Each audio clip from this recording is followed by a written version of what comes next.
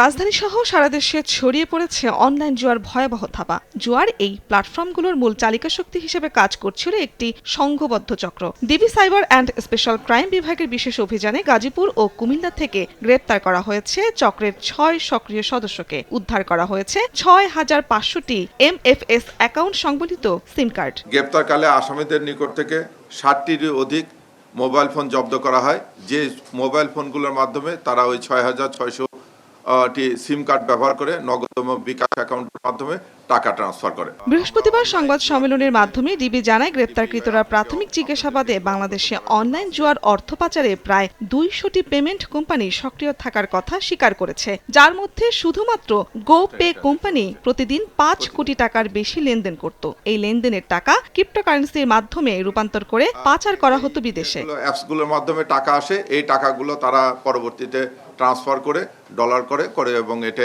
আপনারা জানেন যে বিদেশে পাচার করা হয়। তার ল্যাপটপ এবং অন্য ডিভাইস জব্দ করে যে এখানে প্রায় ডেইলি ৫ কোটি টাকার মতো লেনদেন হচ্ছে। ভয়াবহ এই ডিজিটাল অপরাধ নিয়ন্ত্রণে কঠোর অবস্থানে রয়েছে আইন শৃঙ্খলা রক্ষাকারী বাহিনী। জব্দকৃত আলামত যাচাই বাছাইয়ের পাশাপাশি চক্রটির সঙ্গে জড়িত অন্যদের গ্রেপ্তারের অভিযান অব্যাহত থাকবে বলে জানিয়েছে ডিবি।